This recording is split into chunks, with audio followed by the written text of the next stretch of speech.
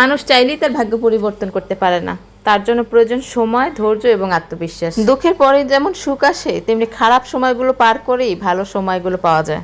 তাই খারাপ সময়গুলোতে বা কঠিন পরিস্থিতিতে সবচেয়ে বেশি গুরুত্বপূর্ণ হচ্ছে নিজের আত্মবিশ্বাস ধরে রাখা। হ্যালো এভরিওয়ান, আসসালামু আলাইকুম। অনেকদিন পর আজকে রান্নার ভিডিও নিয়ে হাজির হলাম। ব্যস্ত গৃহিণীদের জন্য সময় বের করে বড় ভিডিও তৈরি করা আসলে একটু কষ্টসাধ্যই বটে। তো যাই হোক, আজকে রান্না করছিলাম ইলিশ মাছ আর ইলিশ মাছের লেজ ভর্তা। আমার অনেক ফেভারিট দুইটা আইটেম। ইলিশ মাছ আমার খুব পছন্দ, আর ইলিশ মাছের লেজ ভর্তা হলে তো কথাই নেই। ভিডিওটা আজকে আপলোড করা হলেও রান্নাটা কিন্তু আমি আজকে করিনি, রান্নাটা কিছুদিন আগের, কারণ বর্তমানে ইলিশ মাছ ধরা কিন্তু সম্পূর্ণ নিষিদ্ধ আছে। যেহেতু ইলিশ ধরা নিষিদ্ধ, তাই ইলিশ অভিযান চালানোর আগেই কিছুদিন আগে আমি কিছু মাছ ফ্রোজেন করে রেখেছিলাম। তো সেখান থেকে একটা মাছ কেটে কুটে নিয়ে রান্নার জন্য রেডি করে নিয়েছিলাম, আর তার লেজের অংশটা আমি এখানে ভর্তা করার জন্য রেডি করেছি। ইলিশ এমন একটা মাছ, আপনি যেভাবেই খান না কেন খেতে কিন্তু ভালোই লাগবে। তরকারির সাথে বলুন, ভর্তা, ভাজি, যেভাবে ইচ্ছা সেভাবেই খাওয়া যায়। কিন্তু বর্তমান যে পরিস্থিতি আর বাজারের যে দর, তাতে মনে হয় না ইলিশ মাছ আর কিছুদিন পর খাওয়া যাবে। শুধুমাত্র ছবিতেই দেখা যাবে যে ইলিশ মাছ বলতে কোনো বস্তু আছে। তো যাই হোক, সেদিকে আর কথা না বাড়াই, এদিকে আমি ইলিশ মাছের লেজটা ভালোভাবে কাটা ছাড়িয়ে নিয়েছি। বড় বড় যে কাটাগুলো থাকে সেগুলো সবই বেছে নিয়েছি। তারপরে এখানে ধনিয়া পাতা দিয়ে নিয়েছি।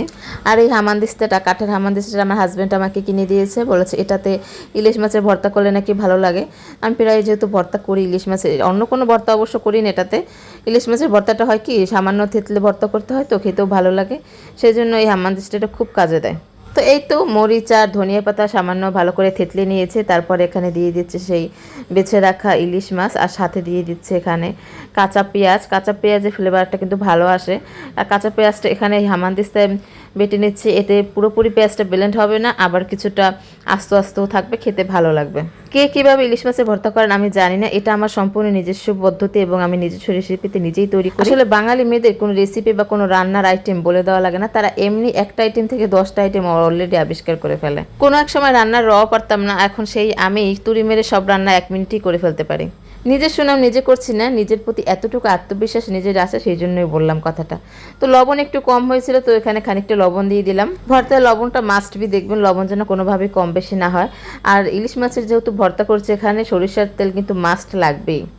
তো আমি মাছ আর মাছের লেজ পুরোটাই আমি সরিষার তেল দিয়ে ভেজেছি। তারপর আমার এখানেও খানিকটা তেল কম মনে হচ্ছিল, তাই এখানে ভর্তা পিসার পর আমি এখানে সামান্য তেল দিয়ে আরও সুন্দর করে মেখে নিচ্ছি। ভর্তার টেস্ট কিন্তু অনেকখানি লুকিয়ে থাকে মাখানোর উপর, আপনি যত মাখাবেন তত কিন্তু ভর্তা অনেক বেশি টেস্টি হবে। তো এই তো ব্যাস, আমার ভর্তা রেডি। তো আমি এখানে অন্য একটা বাটি উঠিয়ে নিয়েছি। এই বড় বাটিতে নেওয়ার কারণ হচ্ছিল ইলিশ মাছের যে তেলটা সব কিছু বড় বাটিতে নিয়েছিলাম। তো এখন ভর্তা যেহেতু মাখানো হয়ে গেছে, এখন ছোটো একটা বাটিতে নিয়ে নিচ্ছি।